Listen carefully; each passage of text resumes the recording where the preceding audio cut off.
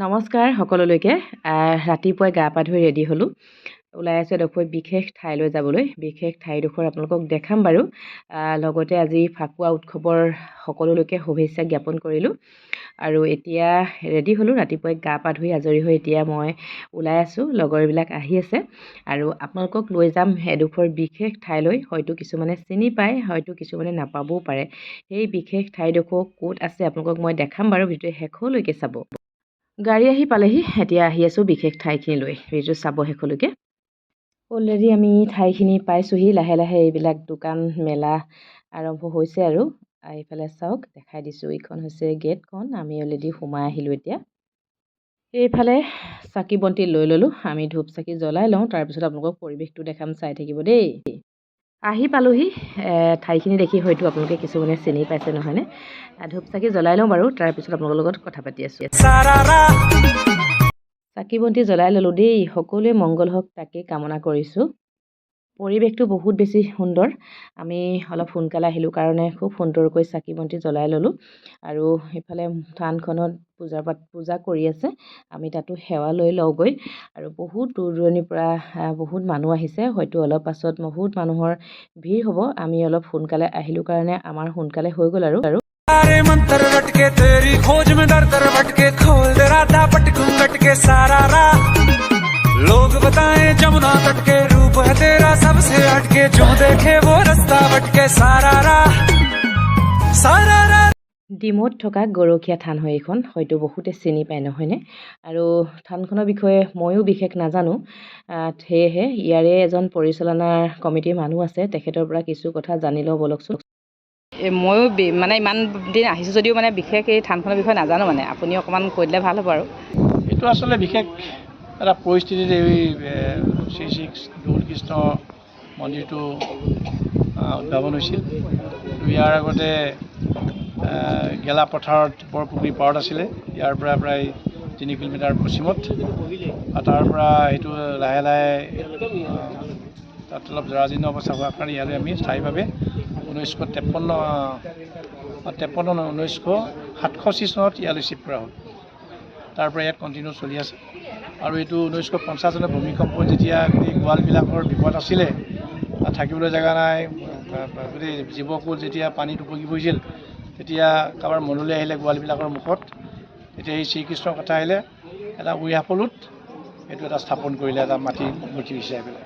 আৰু সেই তেতিয়াৰ পৰা আনুষ্ঠানিকভাৱে 1950 চনৰ পৰা 53 চনলৈকে তেনেকৈ আছিলে। 53 চনৰ পৰা আনুষ্ঠানিকভাৱে ইয়াৰ পূজা পাতল আৰম্ভ হৈছে সেই গেলাপথাৰত বৰপুখুৰী পাৰত। তাৰ পৰা 1967 চনত আমি ইয়ালৈ চিফ্ট হৈছে। চিফ্ট হোৱাৰ পিছত কণ্টিনিউ এতিয়ালৈকে এটা চলি আছে মানে। আৰু ইয়াৰ যোগেদি মানুহৰ এটা বিশ্বাস আছে, বহুত দূৰ দূৰৰ পৰা মানুহ আহে। কাৰোবাৰ যদি ল'ৰা ছোৱালী হোৱা নাই, তেওঁ যদি খুব দুখত থাকে, সেই মানুহবোৰ মানে আহি পেলাই ইয়াত সেৱা পোৱাৰ পৰা তেওঁ কিছু অলপ সকাহ পায়। আজিও আমি দেখিছোঁ এতিয়ালৈকে 4-5টা ল'ৰা ছোৱালী দেখাবলৈ আহিছে যে এবাৰ জন্ম হোৱাৰ পিছত নেক্সট 12 বছৰ মানে তেওঁলোকে ইয়াত উদযাপন কৰিবলৈ আহে। তেনেকৈ আমি গাঁওজনে পাইছোঁ।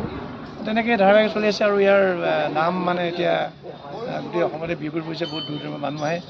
আপোনালোকে এতিয়া ইয়াত গম পাব, এতিয়া গধূলি যদি থাকে থাকে যে দেখিব কিমান মানুহ, মানে খোজ দিবলৈ জেগা নোহোৱা হ'ব। মূলতঃ সেইটোৱে গোটেই গৰখীয়া থান বুলিনো কিয় কয়? গৰখীয়া থান মানে সেই গৰখীয়াসকলে যে যিবিলাক গৰু ম'হ পথাৰত হাল কোৰ বাই আছিলে, সেই মানুহখিনিয়ে এই মন্দিৰটো কোনো এটা নিৰ্দিষ্ট পৰিকল্পনা নাছিলে। এনেই হঠাতে মনলৈ আহিলে, বালিৰ মূৰ্তি এটা সকলো এটাতে সকলো এটাতে স্থাপন কৰিলে।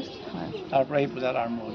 তেনেকেই এই মন্দিৰটো স্থাপন হৈছে। আৰু এটা বিশ্বাস, জনবিশ্বাস। আৰু এটা মানে অকল ফাকুৱাতহে এই গেটখন খোলা হয়। গেটখন মানে আমাৰ তেতিয়া এটা সিদ্ধান্ত ওলাও, এইটো এটা পূৰ্ণিমা, যিটো পূৰ্ণিমা যেতিয়া পূৰ্ণিমা হয়, পূৰ্ণিমাতে এই উৎসৱটো ফাকুৱালৈ সংগতি ৰাখি এই উৎসৱটো পালন কৰি তেতিয়া ৰাজহুৱাভাৱে এটা সিদ্ধান্ত কৰিলে।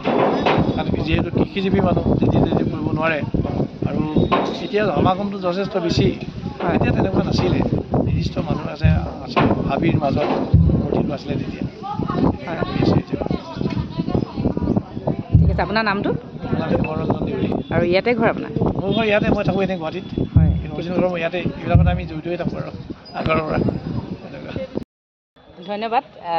কি আছিলে নামটো, কি কৈছিলে? হেমৰঞ্জন দেউৰী। হেমৰঞ্জন দেউৰী, তেখেত ইয়াৰে হয়, কমিটিৰ পৰিচালনা কৰে আপুনি পইচা হয় কমিটি আমি আৰু গৰখীয়া থানখনৰ বিষয়ে খুব সুন্দৰকৈ বুজাই দিলে আমি হয়তো বহুত লোকে নাজানিব পাৰে আৰু ময়ো বিশেষকৈ নাজানো আজি জানিলোঁ এখেতলৈ বহুত বহুত ধন্যবাদ থাকিল লগতে আপোনালৈ ফাকুৱাৰ উৎসৱৰ শুভেচ্ছা জ্ঞাপন কৰিলোঁ শুভেচ্ছা জনাইছোঁ কুশলে মংগলে থাকক পৰিয়ালৰ সৈতে ধন্যবাদ ঠিক আছে ধন্যবাদ থানখন এইখন দেখাই দিছোঁ চাওক ইয়াতে আজি নাম কীৰ্তন হ'ব ৰাতিলৈ বহুতে চাকি বন্তি জ্বলাইছে আৰু বহুতে শৰাই আগবঢ়াইছে আৰু এই থানখনত বহুত মহত্ব আছে মনৰ আশা সকলো পূৰণ হয় বুলি গম পাওঁ আমিও সেয়েহে আহিলোঁ আৰু এইফালে দেখিছেনে এইটো পুখুৰী থানখনৰ কাষতে লাগি আছে এইটো এটা বহুত ডাঙৰ পুখুৰী এয়া চাওক দেখাই দিছোঁ অলপ পুখুৰীটো পাৰে পাৰে দোকানবিলাক আজি শ্ৰী শ্ৰীকৃষ্ণৰ দৌলকৃষ্ণ মন্দিৰ দেখালোঁ আৰু বহুতে গৰখীয়া থান বুলি কয়